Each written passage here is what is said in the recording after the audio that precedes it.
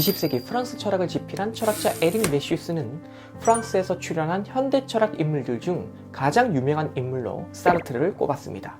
이러한 그는 1964년 작품 말의 작품성을 인정받아 노벨 문학상 수상자로 선정되었으나 이 수상을 거부한 것으로 유명하며 시몬 드 보바르와 계약 결혼을 하면서 세간에 큰 이슈를 만들기도 했었죠. 철학만 잘하는 게 아니라 문학에도 재능이 있고 연애마저 잘하는 인물. 게다가 그는 자신의 조국 프랑스가 위기에 처했을 때 레지스탕스에 참여하면서 역사의 중심 무대에 있었고 베트남 전쟁이 한창이던 그때 반전 운동을 펼치면서 실천하는 지식인으로서의 면모를 정확하게 보여주었습니다. 이처럼 그의 삶은 그가 지향했던 철학적 세계관과 그 궤를 같이 하는 것이었으며 따라서 그의 철학 속에는 세계와 분리된 채 지적 허영에만 빠져있던 일부의 지식인들과는 달리 피가 흐르고 숨결이 느껴지는 휴머니즘이 들어있었다고 말할 수 있는 거겠죠. 그러나 오늘날 그는 그 무엇보다도 단장취라는 이 말과 밀접한 관련을 맺고 있습니다. 문장에서 필요한 일부만 쓰거나 자기 본의로 해석하는 것을 뜻하는 이 말의 의미를 생각해 볼 때 오늘날 너무도 많은 사람들이 그의 철학을 깊게 연구하지 않은 채 특정한 내용 일부만을 맥락 없이 사용하면서 우울한 사람에게는 용기를, 선택의 기로에 놓인 사람에게는 과감한 결단을 가능하게 하는 하나의 인생 지침서라도 되는 것처럼 그의 철학을 소개하고 있는데요. 이렇듯 사르트르는 인기가 많은 철학자로도 유명하지만 동시에 오해를 가장 많이 받고 있는 철학자로도 유명하답니다. 그렇다면 이제 우리는 이러한 현실 앞에서 반드시 다음의 물음을 던져봐야겠습니다. 사르트르 철학의 핵심이 담겨있는 그의 저서 존재와 무를 정확하게 읽었는가? 우리는 누구나 이 물음 앞에서 정직해야 하며 이해하기 어렵지만 그럼에도 불구하고 유독 많은 사랑을 받았던 이 한 권의 철학책에 담긴 진실한 내용을 통해서 그의 사상에 대한 진면목을 확인하고자 노력해야 합니다. 그러므로 이제부터 제가 총 2편에 걸쳐서 이 책에 대한 강의를 진행해 드리고자 하는데요. 여러분은 오늘 우리 강의를 통해서는 이 책에 담긴 존재론적 성격의 핵심을 파악하기 바라며 두 번째 강의 때는 그의 대타자의 담론에 대한 논리의 핵심이 무엇인지를 확인하시면 되겠습니다. 철학적 기초가 약한 분들이라 하더라도 이해할 수 있도록 최대한 쉽게 제가 설명을 할 테니까요. 지금부터 기대해 주시면서 강의 시작하도록 하겠습니다.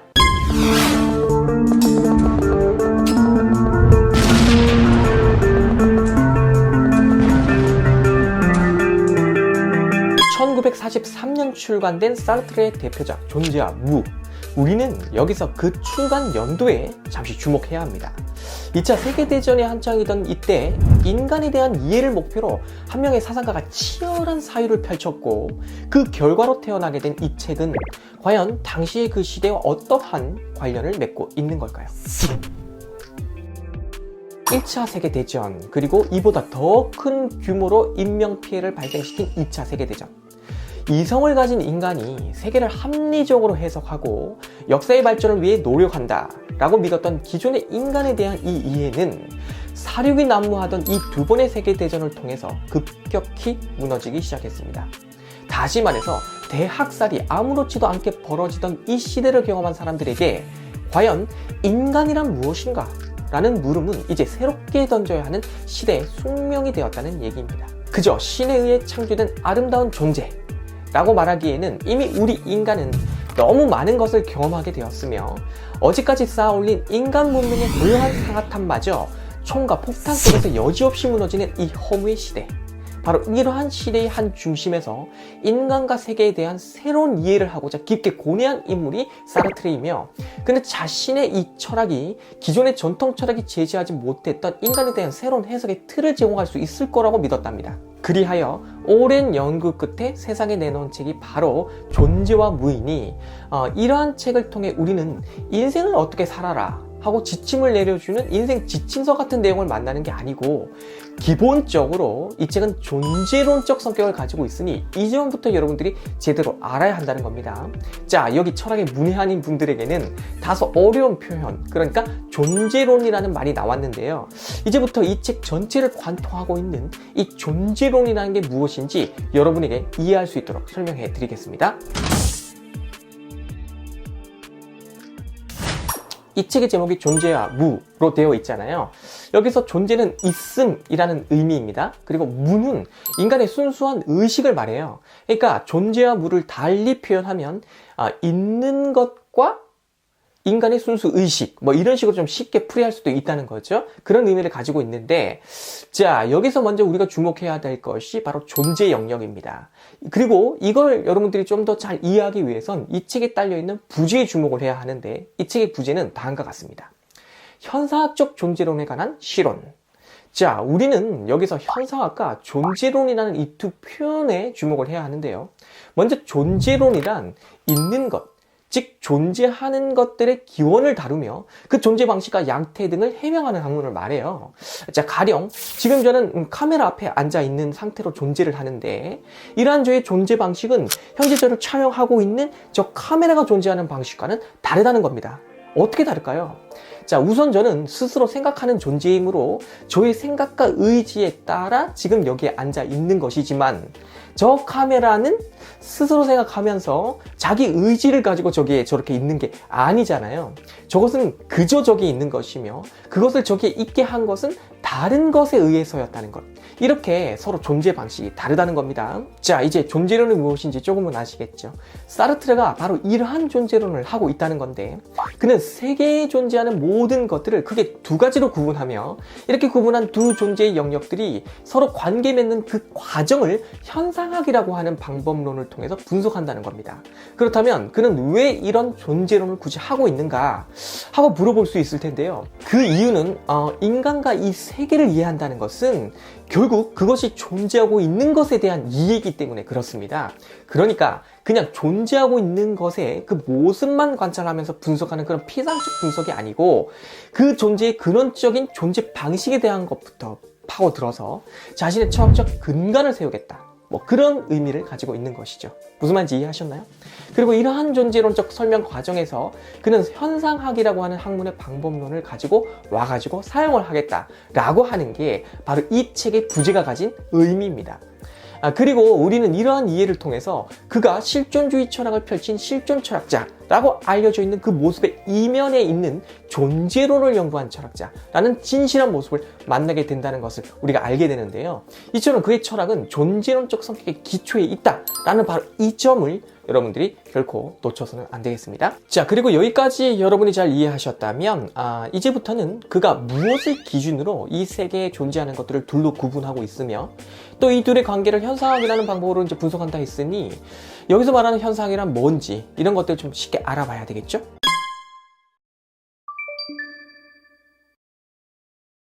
사르트르는 이 세계의 모든 존재하는 것들을 크게 의식 그 자체와 의식의 대상으로 구분한다는 점부터 함께 알아보겠습니다. 여러분의 이해를 돕기 위해서 여기 지금 돌 하나가 있다고 한번 해보죠. 자, 지금 이 돌은 의식을 가진 존재인가요? 아니면 의식이 없는 존재인가요? 네, 너무 쉽죠? 의식이 없는 존재입니다. 그리고 이렇게 의식이 없고 의식을 가진 다른 존재에 의해 파악되는 그 대상이 되는 존재를 이렇게 사르트르는 직자적 존재라고 부르는데, 이것은 그 자체로 있다라는 의미를 가지고 있어요.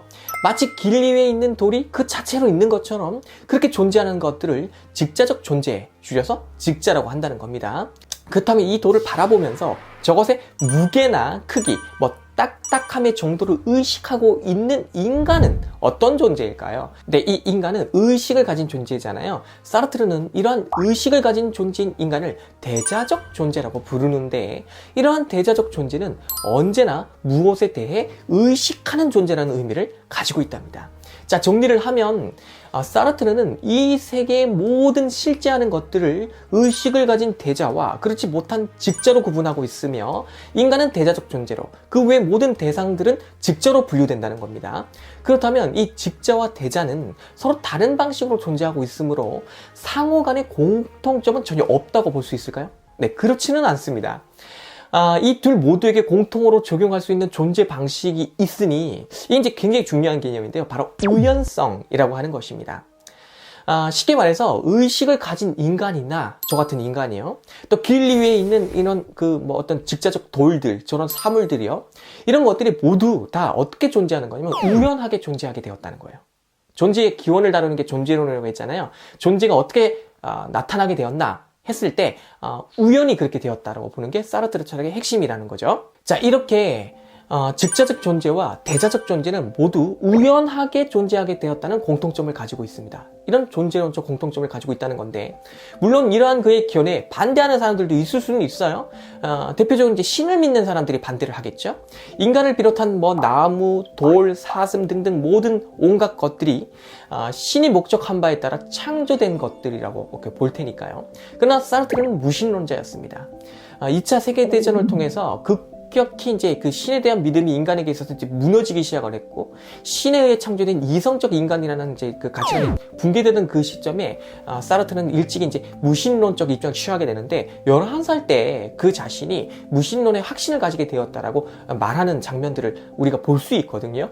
그러니까 이렇게 신이 존재하지 않는 세계에서 존재하는 모든 것들은 필연적으로 존재하는 건 아니죠. 그렇죠? 다 우연하게 존재하게 된다는 겁니다. 저도 우연히 이 대한민국에 태어났고, 이 방송을 보시는 분들도 태어난 그 곳이 우연하게 여러분들이 태어났지, 여러분이 선택해서 여러분의 필연성에 따라서 태어난 건 아니라는 겁니다. 그러므로 사르트르의 존재론에서 이 우연성 개념은 아주 중요한 거라고 이제 말을 할 수가 있다는 건데, 모든 것들의 가장 근원적인 존재 방식이 바로 우연성이 이제 되는 거죠. 그리고 이 우연하게 존재하게 된 것들을 사르트르는 앞서 말한 것처럼 크게 대자적인 것과 직자적인 것으로 분류한다는 겁니다.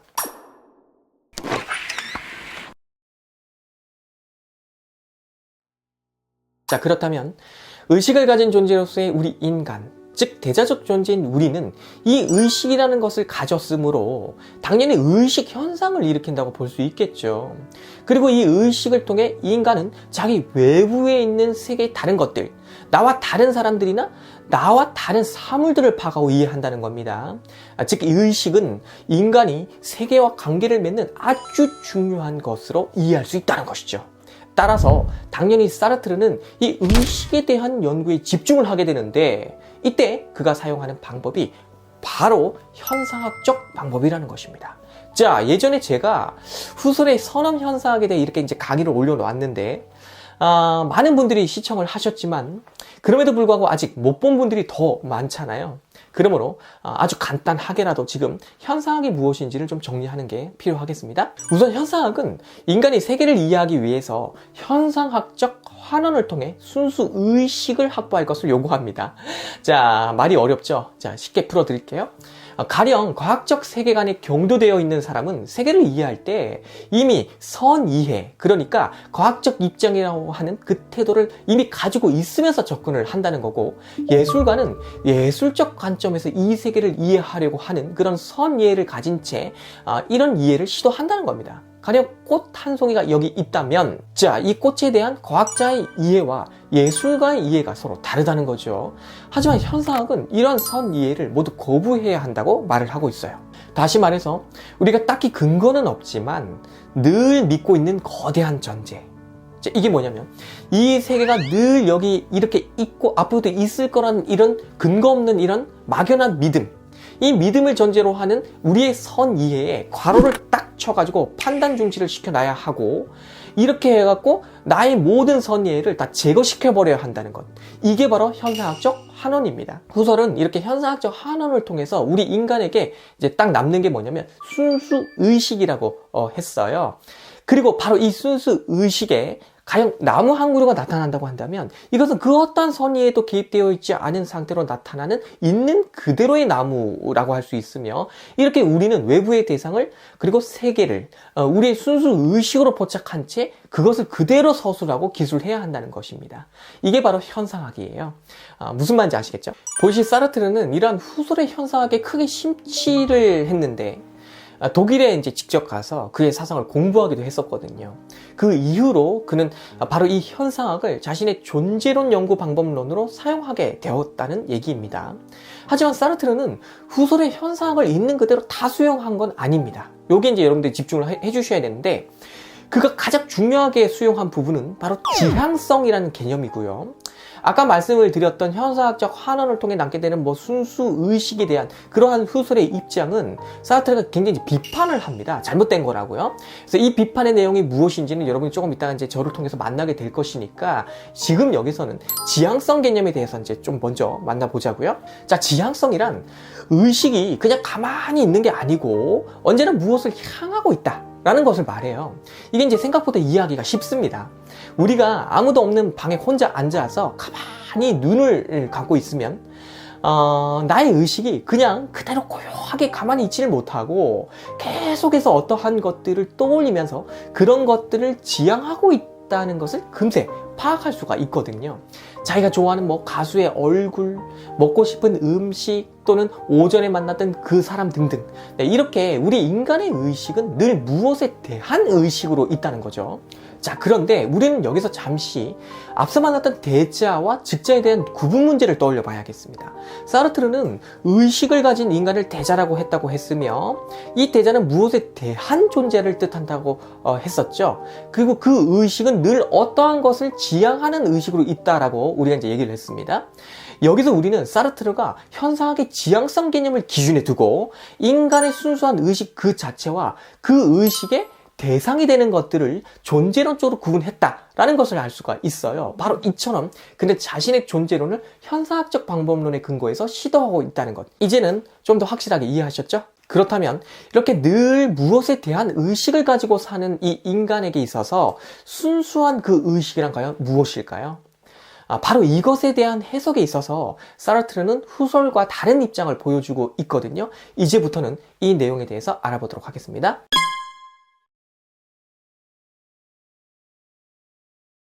자, 지금 우리는 현상학 얘기를 했는데 여기서 이제 간략히 정리를 좀 하죠. 우리 인간에게 주어진 모든 선 이해를 내려놓고 있는 그대로의 의식만 순수하게 남겨두는 것, 이것을 현상학적 환원이라고 했는데 이를 통해 남겨진 그 순수 의식에 나타난 것, 즉 현상한 것을 있는 그대로 서술하는 게 현상학이다 라고 했습니다. 그런데 사르트르가 보기에 이것은 정말 잘못된 거였어요. 이게 무슨 얘기냐 하면 현상학적 환원을 통해 남겨진 그 순수 의식은 사실은 텅 빈 무인데 이를 후설이 몰랐다는 것이며 또 현상학적 환원을 통해 남겨진 그 순수 의식이란 사실 직자처럼 고정된 하나의 사물 같은 것이 되어버려서 죽은 상태와 또 같다는 겁니다. 자, 지금 이 설명이 현재 여러분에게 좀 어렵게 들릴 수 있거든요. 이제 곧바로 쉽게 풀이해 드리도록 하겠습니다. 사르트르 그 자신이 든 예를 저도 여기서 좀 들어보도록 하죠. 카페에서 누군가를 만나기로 약속한 피에르가 그 시간에 나타났습니다. 그는 이 카페에 앉아서 자신이 만나야 할 사람을 찾고 있어요. 이때 이 피에르의 의식은 외부 대상을 향해 나아갈 것입니다. 즉 지향한다는 거죠. 자, 이때 인간의 몸에서 의식이 외부를 향해 나아가는 이것을 의식의 초월성이라고 해요. 의식이 한 군데 가만히 있는 게 아니고 이렇게 이제 자꾸 초월해서 그것을 초월해서 나간다 하기 때문에 초월성이라는 말을 붙여주는 겁니다. 이렇게 의식이 초월해서 특정 대상 하나 포착을 합니다. 그러고는 판단을 하죠. 내가 찾는 그 사람인지 아닌지를. 이때 중요한 것은 이 의식이 외부로 지향해 나아가서 그 특정 대상을 포착하고 파악함과 동시에 또 이 의식은 현재 그러한 행위를 하고 있는 그 자기 자신을 의식하고 있기도 하다는 겁니다. 자, 그렇다면 자기 자신을 의식하는 것과 외부 대상을 의식하는 것, 이렇게 의식은 이중적 활동을 동시에 펼치고 있다라고 할 수가 있는데 여기서 이 두 방향은 어떻게 다른가? 이게 사르트르 철학에서 핵심이에요. 그래서 여러분들이 지금부터 집중을 해서 잘 들어보셔야 합니다. 자, 인간이 외부 대상을 향해 의식을 내보낼 때 그 의식이 여러 대상들 중 특정 대상을 하나 포착하여 자기 앞에 세우는 그런 행위를 하는데, 그러니까 수많은 대상들이 이 세계에 무분별하게 무차별적으로 펼쳐져 있는데 그중 하나를 자기에게 적립적으로 포착한다는 겁니다. 이것은 내가 사고 싶었던 그 잉크병이구나. 저 아가씨는 지금 내가 찾는 사람은 아니지만 예전에 나랑 사귈 뻔한 그 아가씨군. 이런 식으로 특정 대상을 적립적으로 포착한다는 거죠. 이처럼 인간의 의식이 세계로 지향해 나아가서 적립적 태도로 어떤 것을 포착하는 이런 의식의 한 측면을 반성적 의식이라고 한다는 것. 여러분이 꼭 지금 요거 체크하셔야 됩니다.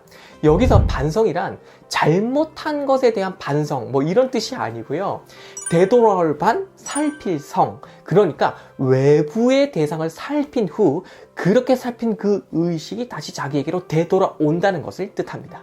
생각해 보세요. 우리 의식이 외부로 지향해 나간 후 영원히 떠나 있지 않잖아요. 다시 돌아오잖아요. 그렇게 나간 그 의식이 달리 표현해서 이제 나를 초월한 그 의식이 외부 대상에 가 닿으면 그것에 대한 중립적 태도를 취하면서 특정 정보들을 뽑아내는데 이때 이러한 행위에는 나에게 돌아와서 하는 행위가 포함되어 있다는 것이죠. 내가 하는 것이니까요. 자, 그러면 이제 피에르 얘기로 다시 돌아와서 자, 지금 찾은 저 여성은 내가 만나기로 한 여성보다는 눈이 조금 작은데 이 여성은 내가 만나기로 한 여성과는 달리 머리가 금발이야. 뭐 이런 행위는 다 반성적 의식을 하고 있는 피에르의 모습인 거죠. 의식이 대상을 향해 나가서 포착을 한 후 다시 되돌아와서 하는 것이니까요. 이게 의식에는 반성적 의식이라 해서 우리가 소위 선택하고 판단하고 분석하는 행위를 하게 해준다는 것입니다. 하지만 이 의식이 그러한 행위를 하는 동안 자기 자신에 대해서는 정립적으로 포착하고 있을 수가 없다는 것이죠. 다시 말해서 반성적 의식으로 자기를 포착할 수는 없다는 것입니다. 자, 여성을 보면서 여러 정보를 파악하고 있는 나의 이 반성적 의식이 그 자체로 지금의 나를 막연하게 의식을 하고 있는 것이지 저 여성을 분석하듯이 나를 동시에 분석할 수는 없는 것이잖아요. 결국 이 말은 우리가 특정 대상을 의식하고 그것을 반성적으로 파악할 때는 이미 그 대상을 직자로 간주했다는 얘기가 된다는 겁니다. 저 여성은 살아 숨쉬며 의식을 내보내고 있는 대자적 존재인데 나에게 분석이 될 때는 시간이 흐르지 않는 고정적인 사물처럼 간주가 된다는 거죠. 그래야 분석을 하니까요. 계속 움직이고 변화하고 있으면 분석이 쉽지 않을 거 아닙니까? 그래서 인간이 인간을 상대로 하는 모든 분석과 판단은 엄밀한 의미에서는 다 왜곡이 끼어든 거라는 얘기예요.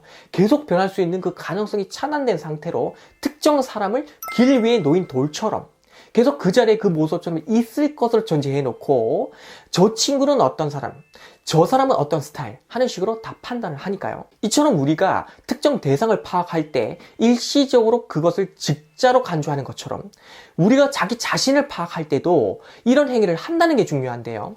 자, 나의 의식이 다른 대상을 향해 지향할 때는 이중적인 측면을 보인다고 했었죠. 외부 대상을 정립적으로 포착하는 의식은 반성적 의식이고 그런 행위를 하는 나를 막연하게 의식하고 있는 이 의식은 비정립적인 것이며 이를 전반성적 의식이라고 한다는 겁니다. 그러니까 반성적 의식 이전의 의식이자 반성적 의식이 일어나는 원천으로서의 순수한 의식이라는 거죠. 이 전반성적 의식이라는 것은 이게 지금 나에게 원래 있고 동시에 그 의식이 외부로 나아가서 반성적 의식으로 특정 대상을 정립적으로 포착한다는 거잖아요. 이렇게 사르트르가 보기에는 의식은 이중 구조로 되어 있다는 건데 문제는 이 전반성적 의식이 이제는 다른 대상이 아니라 자기 자신으로 향할 때 일어난다는 겁니다. 자기 자신을 정립적으로 포착하기 위해서는 그 의식이 외부 대상을 향하지 말고 자기 자신에게로 향해야 되겠죠. 하지만 이때 포착된 나는 역시 하나의 직자가 되고 마는 겁니다. 대자적 존재가 아니고요. 왜 그럴까요? 자기 의식에 떠올린 자기는 하나의 사물처럼 고정된 것이니까요. 네, 이를 의식의 응고화라고도 합니다. 이게 무슨 얘기냐면 늘 움직이고 있는, 늘 외부를 향해 지향하고 있는 이 유동적인 의식이 물처럼 흐르고 있는데 이를 응고, 그러니까 딱딱하게 굳어버린 것처럼 만든다는 거죠. 실제로 사르트르는 이렇게 얘기를 하고 있어요. 반성적 의식은 반성된 의식을 자신의 대상으로 정립시킨다. 자, 여기서 저 대상의 자기를 한번 넣어보면 자기에 대한 반성적 의식이 자기를 하나의 대상으로 정립시켜버리게 된다는 얘기가 되는 거겠죠. 하지만 이때 순수 의식을 가지고 초월작용하고 있는 그 대자적 자기는 놓치게 된다는 겁니다. 우리는 이 생생한 자기를 결코 의식을 통해 정립적으로 포착할 수가 없다는 거죠. 그렇게 하는 순간 나는 하나의 대상, 즉 직자로 전락되고 말 테니까요. 이를 이해시키기 위해서 사르트르는 당나귀의 예를 들고 있습니다. 자, 이 당나귀는 저 당근과의 거리를 결코 좁힐 수가 없다는 거예요. 왜냐? 당나귀가 앞으로 간 만큼 당근도 앞으로 이동을 하니까. 마찬가지로 우리 인간도 자기 의식으로 자기를 포착하려는 순간 그러한 자기는 하나의 직자적 존재, 즉 사물이 되어버리고 순수 의식 그 자체로서의 자기는 놓쳐버린다는 얘기입니다. 그래서 사르트르에게 인간의 의식은 기본적으로 불행한 것으로 이해되는 거예요. 자, 지금까지 우리 논의를 여러분 잘 이해하셨다면 사르트르가 이제 후소를 비판하는 그런 내용에 대해서도 여러분은 이제 충분히 이해하실 수 있을 겁니다. 사르트르는 후소리 말한 현상학적 환원 이후에 확보된 순수 의식을 가진 자라는 것이 사실은 자신을 반성적으로 포착한 하나의 뭐라 그럴까 직자? 그러니까 사물 같은 것과 뭐 다를 바 없다 이렇게 보고 있어요. 기본적으로 후설은 전반성적 의식, 그러니까 인간에게 끝없이 일어나고 있는 이 반성적 의식 이전에 이 전반성적 의식이 이것이 이제 순수 의식인데 이것에 대한 이해가 결여되어 있다고 사르트르는 지적을 하고 있는 거거든요. 자, 이렇게 해서 후설과 다른 사르트르의 현상학의 그 진면목을 지금 여러분은 보게 되었는데, 그렇다면 그가 말하는 순수 의식이란 과연 무엇일까 하는 게 이제 남았죠. 오늘의 마지막 주제가 될 것입니다. 이 내용에 대해서도 곧바로 알아보도록 하죠.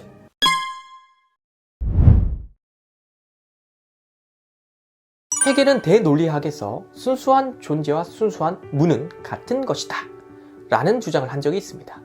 이게 무슨 얘기냐 하면 여기 보이는 이 책상은 옆에 있는 책상보다 작죠.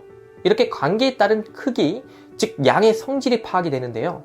이렇게 관계, 양, 또 성질 등등 여러 개념들이 특정 대상을 파악하는 주요한 개념들로 쓰이며 이런 개념들이 인간의 판단을 위한 하나의 범주를 이룬다는 겁니다. 그런데 관계, 양, 성질 등으로 파악할 수 없는 것, 즉 이러한 범주적 규정을 일치받지 않는 것이 있다면 이것은 무규정적인 것이기 때문에 그 자체로 순수한 것이지만 동시에 이것은 파악될 수도 없고 진술될 수도 없는 그 자체로 공허한 것, 즉 무라는 얘기입니다. 그래서 순수한 존재는 순수하게 무라는 얘기죠. 그런데 지금 이 얘기를 갑자기 왜 했냐 하면 사르트르가 바로 이 논리에 크게 기대고 있기 때문입니다. 그는 인간의 의식을 두 측면으로 살폈다고 했잖아요. 반성적 의식과 전반성적 의식. 여기서 전반성적 의식이 당연히 먼저 있는 겁니다. 늘 전반성적 의식으로 있으면서 특정 대상을 향해 지향성, 그러니까 지향에 나아가면서 반성적 의식 활동을 하는 거니까요. 그렇기 때문에 전반성적 의식, 이것이 순수 의식인데 이것이 먼저 전제되어야 어떠한 것에 대한 의식, 즉 지향성으로서의 의식인 반성적 의식이 가능하다는 겁니다. 그렇다면 여기서 이 전반성적 의식, 다시 말해서 이 순수 의식이란 과연 무엇인가 하면 이것은 아무런 내용도 갖지 않는 무라고 사르트르는 보고 있다는 거예요. 반성적 의식은 대상을 정립적으로 포착한다. 이 내용을 여러분은 기억하고 계시죠? 여기 정립적으로 포착한다는 게 이미 범주적 규정을 하고 있다는 얘기거든요. 크기, 성질, 뭐 등등 이런 것들로 말이죠. 하지만 전반성적 의식은 그 자체로 비정립적이라는 겁니다. 지금 이 순간 잠시만 여러분이 화면에서 눈을 떼고요.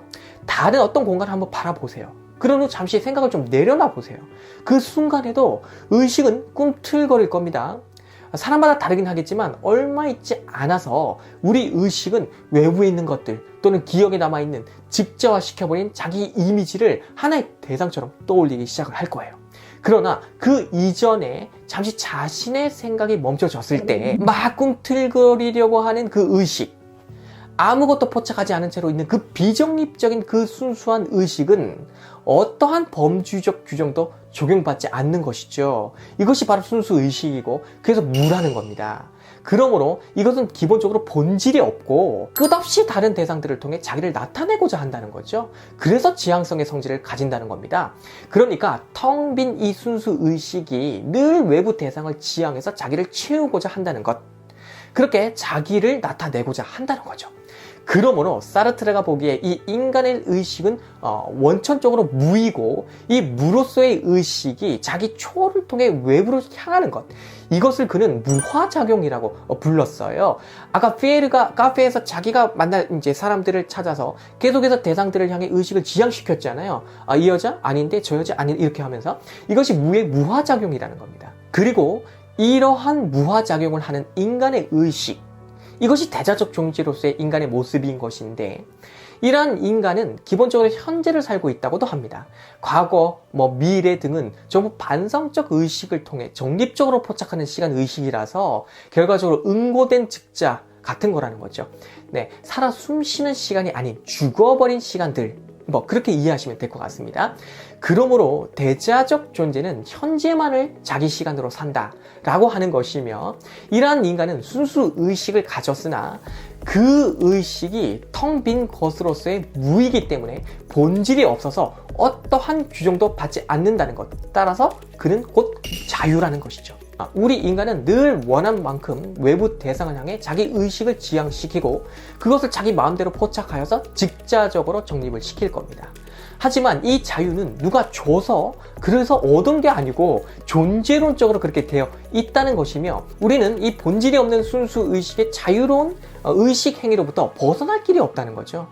그래서 자유롭도록 선고받았다는 얘기도 나오는 겁니다. 이러한 인간의 자유는 그 자체로 좋은 걸까요? 아니면 비극일까요? 어쨌든 중요한 것은 우리 인간의 의식은 기본적으로 순수한 의식이며 그 자체로 비본질적이라는 것. 이제부터 이러한 인간이 이 세상에 살아가면서 자기 본질이 없기 때문에 살아가면서 지속적으로 그 본질을 만들어 가야 한다는 것, 창조해 가야 한다는 것입니다. 물론 이때 창조된 자기 본질은 직자, 그러니까 사물처럼 응고된 자기 이해에 기초한 것에 불과한 것이 되겠지만 말이에요. 자기를 이해하고자 자기를 포착하는 순간 순수 의식으로서의 자기가 아니고 사물화된 자기가 되는 거잖아요. 그래서 실존이 본질에 앞선다 라고 한 이 유명한 명제, 그러니까 내가 이 세상에 우연히 태어나서 우연 속에서 살고 있는 이 실존이 먼저이고 나에 대한 본질은 그 이후에 내가 만들어야 한다는 의미를 가지고 있는 이 말은 기본적으로 밝고 환한 성격의 얘기가 아니라는 겁니다. 상당히 부담스럽고 피곤하며 피하고 싶기도 한 인간의 존재론적 숙명적 과제와도 같은 거라는 거죠. 그래서 제가 우리 강의 앞부분에서 이러한 그의 존재적 이해의 틀 속에서 그의 유명한 이런 명제들을 제대로 이해를 하고 만나야 한다고 말씀을 드린 것인데, 그렇게 하지를 않고 그냥 이런 말들을 멋지게만 사용하는데 급급한 그런 이상한 글들이나 강의들이 너무 많잖아요. 사르트르 철학이 이렇게 이제 왜곡을 당하고 있다. 그래서 제가 걱정을 한 것이고, 이런 걱정은 저만 하는 게 아니고 사르트르 철학을 깊게 연구하는 분들이라면 다 하고 있는 걱정거리이기도 합니다. 그러니 여러분들 오늘 만난 내용을 잘 정리를 하셔서 이런 존재론적 틀 속에서 사르트르 철학을 이해하셔야 한다는 것 꼭 기억을 해두세요. 자, 오늘 우리는 이렇게 사르트르의 존재론이 현상학적으로 어떤 내용을 가지고 있는가 하는 것과 관련해서 알아보았는데요. 특히 인간의 의식이 순수 의식으로서의 전반성적 의식과 반성적 의식이라는 두 측면을 가지고 있고, 이 중에서 전반성적 의식은 그 자체로 무라는 것에 대해서 집중적으로 살펴봤습니다. 이렇게 본질이 없는 무로서의 순수 의식은 그 자체로 자유이지만 동시에 그 자유로부터 벗어날 방법도 갖지 못하는 부담 그 자체라는 것. 따라서 사르트르는 이제부터 이러한 무로서의 인간 의식이 어떤 부작용을 생산하고 있는가 하는 것과 관련하여 자기 기만이라는 개념을 가지고 이제 설명을 하고 있고, 이후로는 대타자에 대한 문제를 얘기하는데, 이 대타자에 대한 내용이 정말 중요합니다. 자크 라캉을 비롯한 많은 서구의 철학자들이 타자의 담론들을 이제 펼쳐놨는데, 그게 이제 사실 여기서 다 빚을 지고 있는 것이기도 하고, 특히 이제 질 드롤레즈는 그 이 타자에 대한 담론이 그 이외에 난 모든 타자에 대한 담론들을 아류로 전락시켰을 정도로 강력하다라고 지적하기도 하거든요. 하지만 동시에 영비 분석 철학계에 있는 에릭 매슈스와 같은 철학자들은 사르트르가 바로 이 부분에서부터 믿을 수 없을 정도로 황당한 이야기를 시작하고 있다라고 비판하고 있기도 한데요. 자, 이렇게 논란의 중심에 있는 그의 대타자에 대한 담론, 다음 시간에는 바로 이러한 이야기를 들려드리도록 할 겁니다. 기대 많이 해 주시기를 바라면서 저는 이만 들어가도록 하겠습니다. 감사합니다.